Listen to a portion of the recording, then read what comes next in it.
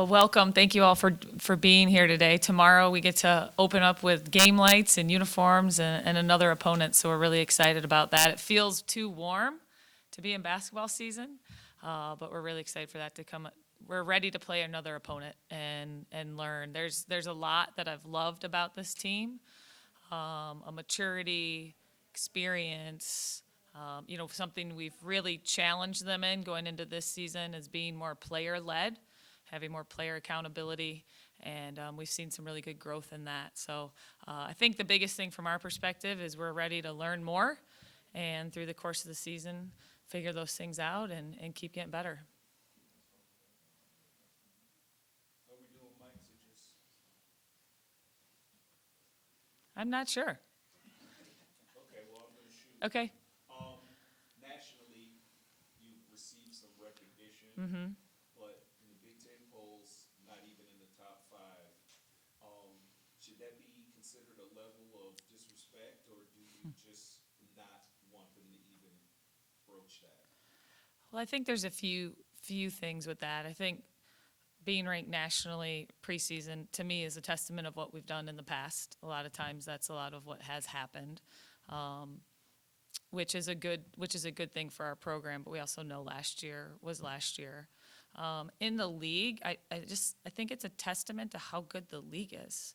Last year, having 12 teams in our league, almost 13, make the NCAA tournament out of 18 teams. That's incredible depth. I mean, almost night in, night out, we were playing an NCAA tournament level game. So we don't worry too much about that. We know that the season is what matters. The season's going to write out the story. But getting national recognition, I'm grateful. I think that's been a testament to how our program has really been growing. Do you have a sense what you think the identity of this team will be relative to what it looked like last year? Yeah, well, there's some staples of how we play. Our hope is we're deeper. Our hope is that we're going to have more multidimensional scoring across the board. I think last year we scored a lot off our defense. I'm not sure if that'll look quite the same. Our job as a staff is to figure out as we start playing other opponents what we're good at and try to do more of it. Last season, I thought we were good at stealing the ball. And so we tried to find ways to do more of that than we even did our first year, right? In our first year, we were really good at shooting the three. So we tried to find ways to maximize that. So it's hard when you're playing yourselves because it's hard to really figure out because you know each other so well. But as a staff, that'll be up to us to pay attention to that. And there's some concepts and philosophies of how we play that we stay true to, and then figuring out how to maximize this group.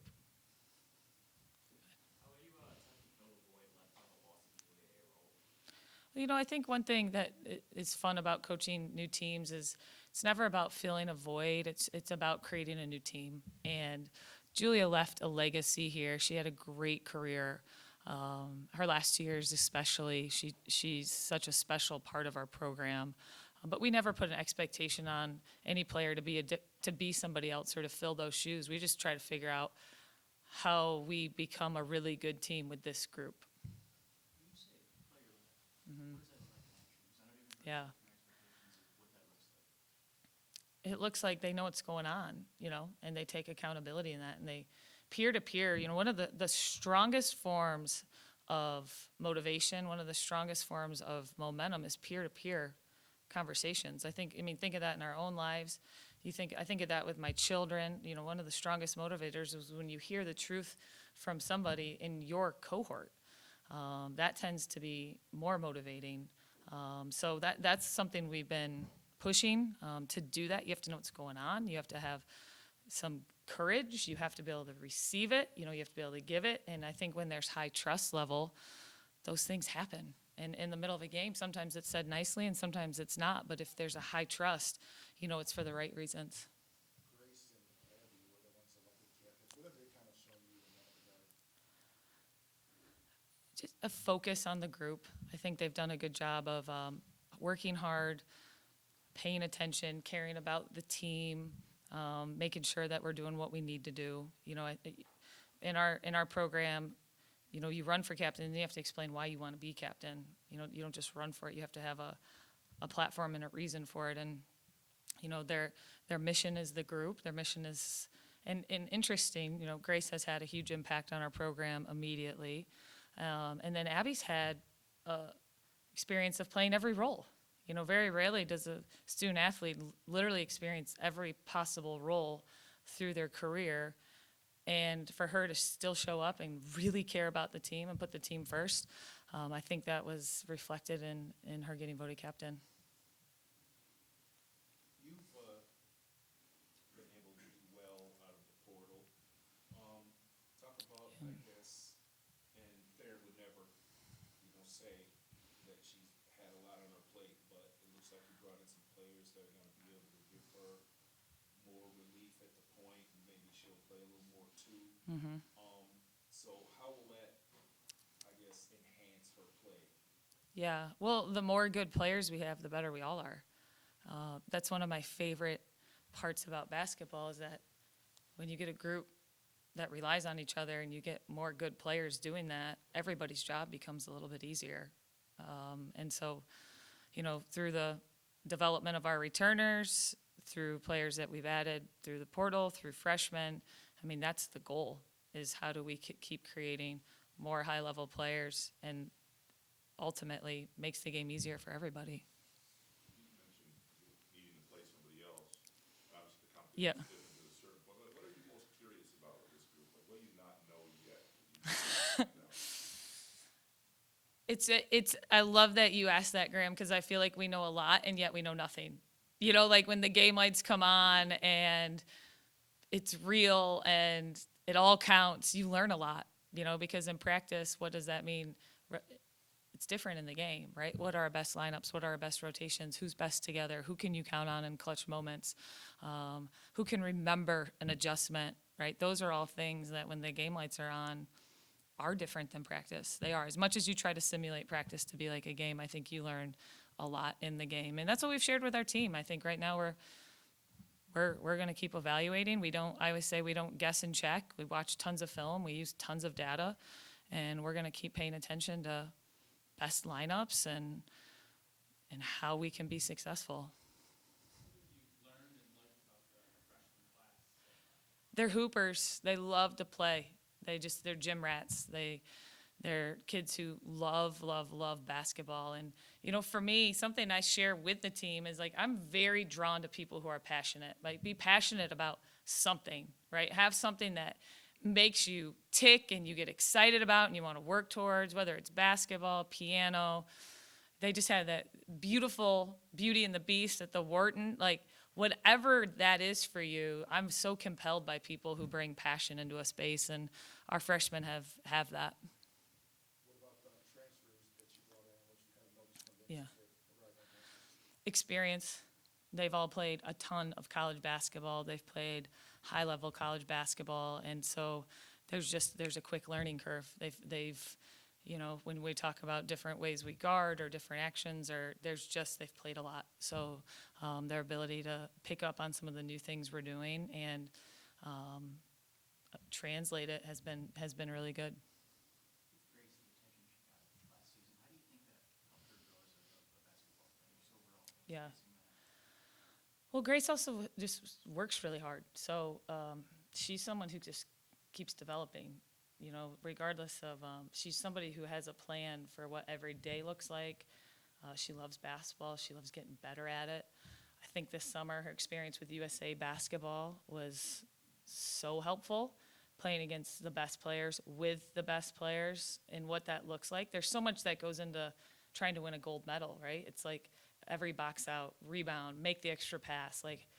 How do you play at the highest level? And, her coming back with a gold medal in that and playing with and against the best and then sustaining her work. It's not like she came back and was like, oh, I want a gold medal, time to chill out. She's someone we can count on every day that's going to put in the work to keep getting better. Did she show you the gold medal? Because I know she was tucking away. We saw a picture. We've had a picture, but we haven't gotten a tangible gold medal feel yet. Yeah, she's got to keep that in a special spot. So obviously with the exhibition game tomorrow, it won't count for real stats or anything, but how would you use that game as a now to kind of figure out things along the season? Well, I love to tease the team that when the game lights are on, the popcorn's popping, right, things change, right? You put on your real uniform, you got to do a full warm-up, play in the Breslin. Just getting that experience, for right now it's feedback. What we're getting is more information to help us as a staff, help us as a team, continue to put us in positions to be ready through a non-conference schedule and through a really tough Big Ten league. But what's really cool about the Michigan 10, about the Michigan Tech exhibition game is we have a cool backstory with that. So Coach Cameron, our associate head coach, was the head coach there for 8 seasons and actually left Michigan Tech as the all-time winningest coach in school history. And took her team to a national championship game there. And then Coach Kaza played at Michigan Tech and was an assistant there and was on multiple Elite 8 teams. So pretty cool moment for our staff, kind of for that 10 years ago, they were on the other bench. They played Michigan State in an exhibition game, and Kim was the head coach. So 10 years later, for this to kind of come full circle too, is a cool moment for our staff. What did you learn from yourself in 2 years now? What are your takeaways, 2 years being in charge of the program? The Yeah. program has obviously changed in the middle of that, and Yep. what the program needs and what you, sort of things you've learned that this program needs to get where you want it to go.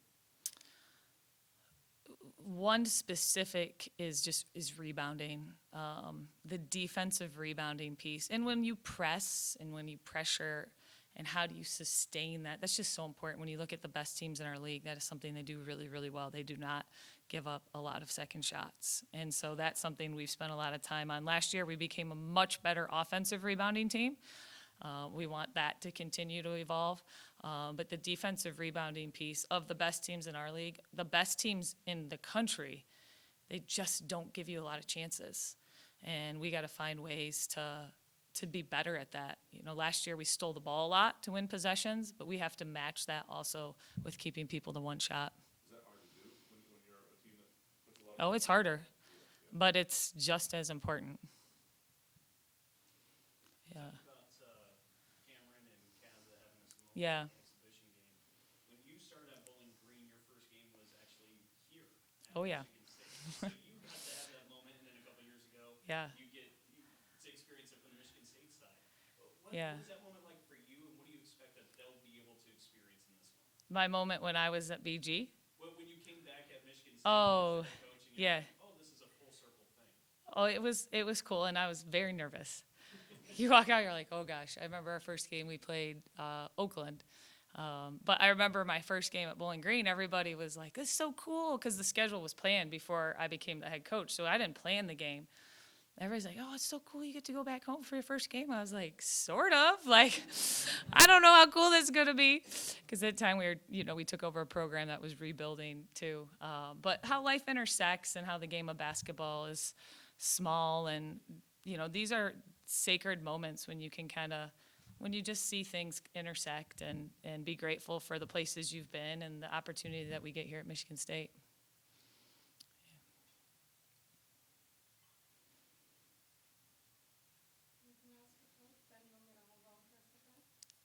No, it's fine. Any questions? How is the health of our team? Yeah. Physical health?